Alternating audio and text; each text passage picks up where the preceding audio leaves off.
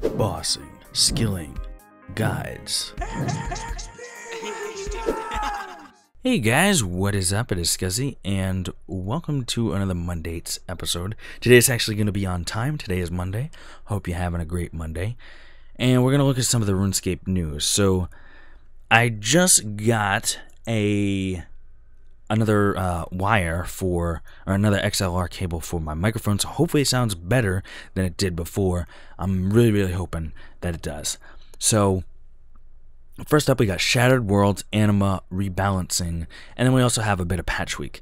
This week sees the long-awaited change to the rates of ANIMA gain in Shattered Worlds. Alongside this come some fantastic ninja fixes and patch notes for you to sink your teeth into. Read on for full details. We will be doing that. Shattered Worlds ANIMA rebalancing. We've heard your feedback, finally, and the ANIMA rates from Shattered Worlds have been increased significantly. Worlds 71 and above now reward 29 million to 37 million plus, I guess you can exceed 37 million ANIMA per hour, depending on your own personal combat capacities and the other random factors in Shattered Worlds. The amount awarded for completing the challenges has also increased, with bronze being 250,000, silver being 1 million, and gold being 7.5 million. We've also adjusted the price of the huge Slayer lamps from the Shattered World reward shop to 6 million to account for the new and improved ANIMA rates. Okay, that's good for Shattered Worlds, so it should take you around 2 hours, maybe even less, to get your first ability. Well, let me think about this. So World 71, I think you're going to get to World 115 for your first ability, and then after that, either that or they updated them. So I'm going to have to go look at that and see how that changed, but it should really only take you about 4 hours, maybe less, to get both of those. Plus, you can then get the sigils within the game a lot easier, and those might make those sigils actually worth using.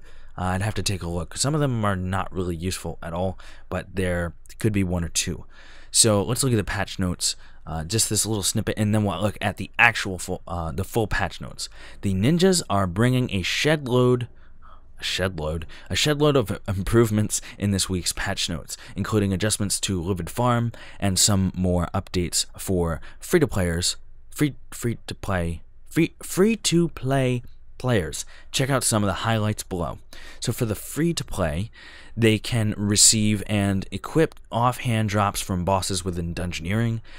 Pay-to-play offhand equipment from Bronze to Rune that isn't otherwise locked behind membership can now be equipped by free-to-play players. Is that free-to-play? Yeah. Okay. I'm just getting confused because it's like free-to-pay or something like that. I don't know what I'm thinking. I'm not thinking. That's the thing. And then you have pay-to-play main hand claws, darts, and throwing axes from Bronze to Rune can now be equipped by free-to-play players who can now also smith steel studs. And then in Livid Farm, the rune cost of the repair pouch spell was reduced to 1 astral rune, 1 cosmic rune, 1 law rune, and that was originally 2 astral runes, 1 cosmic, and 1 law rune. So a little bit of a decrease. Maybe that'll be helpful. The experience rates across the various activities were increased by 50%. Well, that's how I got my farming record back in 2011. So that might actually be pretty good for farming.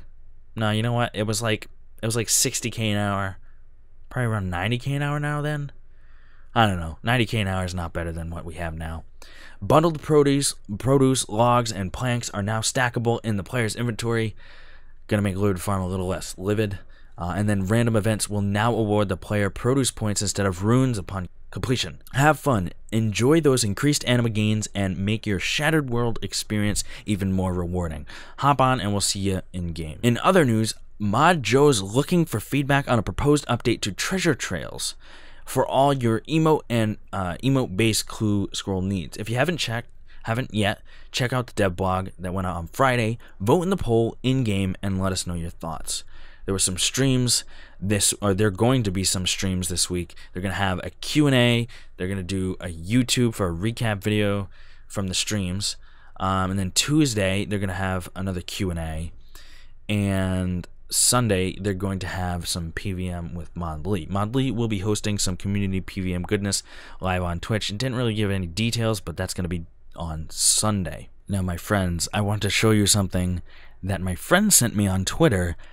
I don't know if this is actually going to be in the game or if it's just a suggestion for a new type of dye, but this is what an ice dye could potentially look like. That's on a Drygore longsword, and this is as a Malevolent set. That is something I would wear. That's something I would work for. I would work my butt off for, and I'm sure a lot of you guys would too. Blue is my favorite color. I love blue. I love all shades of blue, and this is something that I would totally go for. This is like a new series, like just right as soon as it comes out, or maybe even I'll start the series and save up towards it.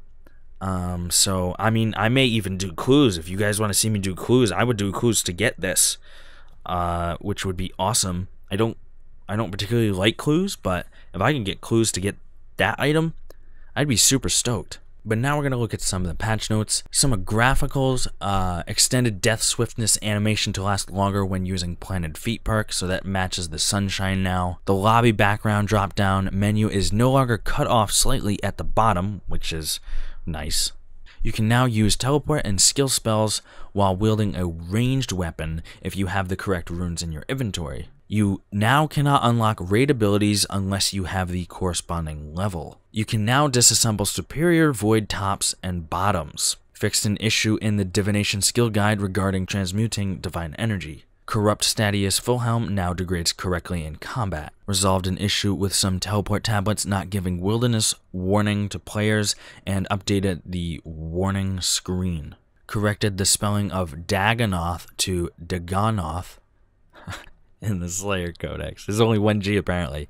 Resolved an issue with the Max Guild skill portal menus when the player used a keybind on the locked menu item. Some of the ninja fixes include Araxor's percentage for wall health, burn, and acidity level will now always display on the progress bar. When finding an elite skilling outfit fragment, it will now state how many you have found. Fixed an issue with pathing when trying to enter the keep within the clan citadel. The North Ardoon teleport lunar spell will now transport the player to the, I said Ardoon, I meant Ardoin, farming patch north of the city. The currency pouch has been reworked to be more convenient to use and has increased the number of favorites available to the player. The South Falador teleport lunar spell will now transport the player to the Falador farming patch south of the city. Updated the Tyranian quiver to add how many arrows your quiver contains after topping off / picking up arrows.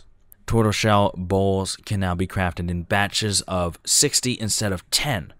Amazing. They did a ton of NXT fixes, and monsters that don't give any combat experience now won't roll for scavenging or looting perks. Thanks guys so much for watching. I hope you enjoyed, and I will see you in the next one. Peace. Thank you so much for watching the video. I hope you enjoyed it. Hope you have a great day. Follow me on social media and subscribe for more. Peace. Lions roaring in the morning sun, searching for a longer day.